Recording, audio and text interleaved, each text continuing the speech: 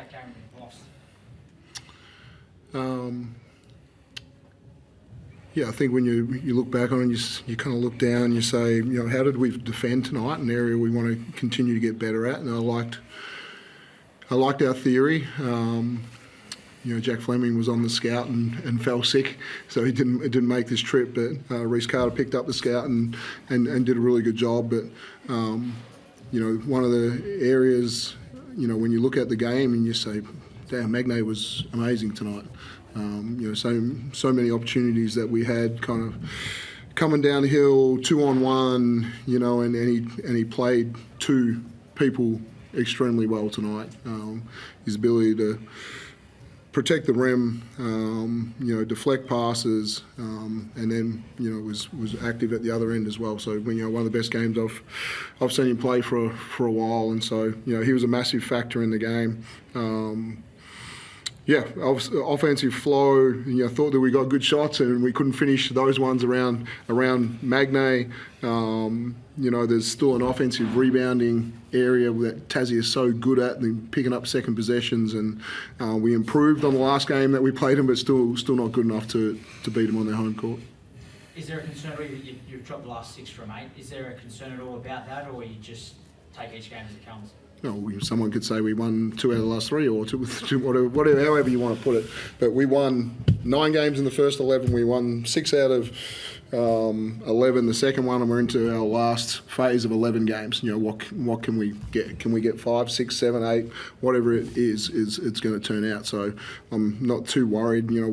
We're trying to hold the fort right now to say, we've been without Finn and Shea for a little while, and you just got to, through these periods, you just got to find a way to keep your head above water. And KB playing his 100th game tonight, stepping in for Finn as a starter in both these games, and I thought he's been amazing.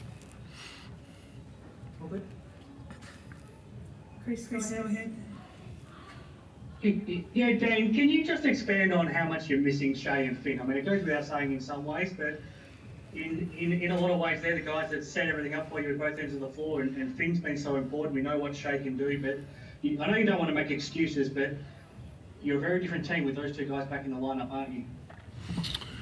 Yeah, they offer a lot of things. When we look at our values as a club, and they exemplify just a lot of things that we want to be.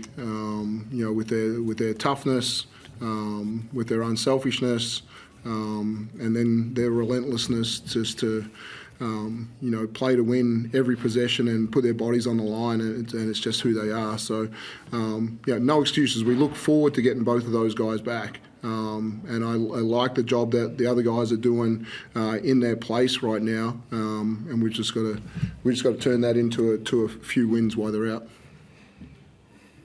I'll come to you, KB. Before I get to this game, what does it mean for you to get to 100 games in the NBL? I still remember watching you as a 16-year-old go and win that SBL championship with the Perth Redbacks, and obviously you go to college and now you come to play here. But what does it mean to get to a milestone like this? Obviously something I'm really proud of. I've loved doing it with United. I think I found a really good home here in the league, and it was good. We had a little celebration. The guys said some really nice words about me.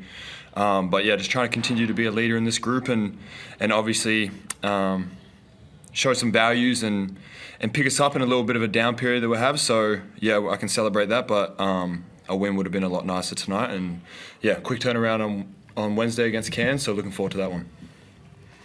What did you make of this game? It felt like you were playing catch-up for the whole night and sort of chasing your tails, but when Milton gets going that fourth quarter, he's capable of some special things. Did you think you were going to be a chance to run them down, or what did you make of the game? Yeah, I mean, we're always thinking we've got a chance, and I think we showed a little bit of a spark in the fourth quarter.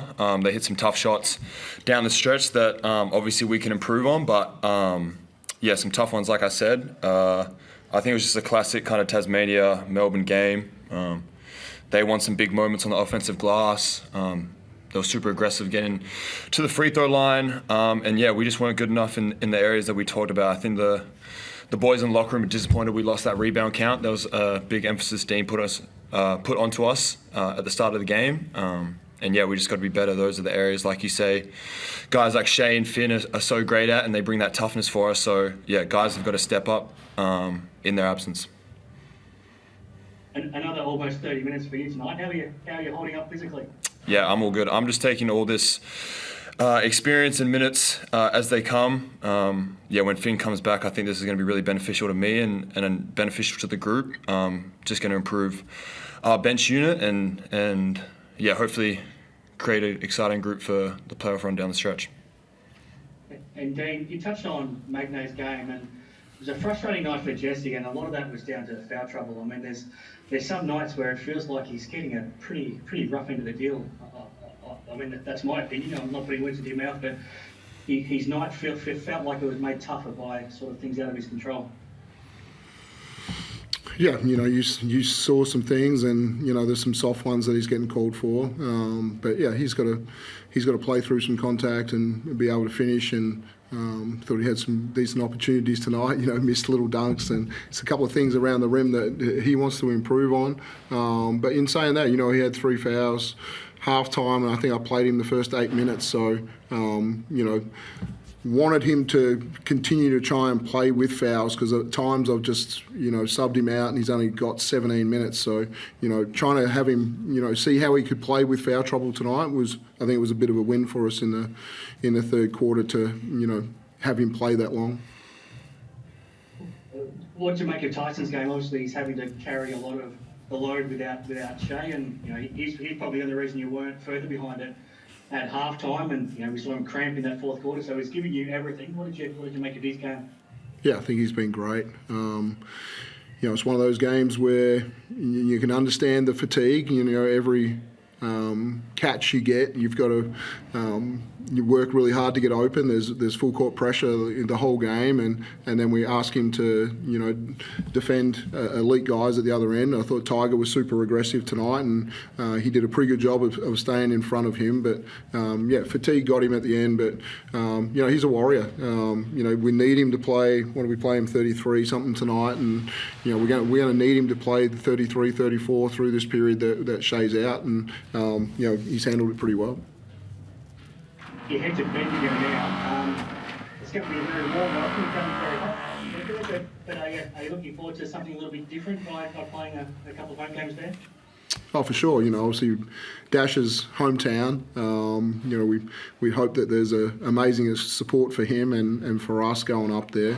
We got 2 night cup games in Bendigo on these Wednesdays, and we're not out of the race for that right now, and certainly I push the boys to say, hey, let's have a crack at this thing, see what we can get done in these 2 games in Bendigo, and see if there's any chance for us to get to the Gold Coast. So we're going all out in these 2 games, and hopefully we have another body back for that one. But looking forward to playing in Bendigo.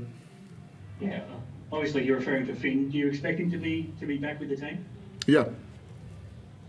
No, very good. Thanks very much, guys.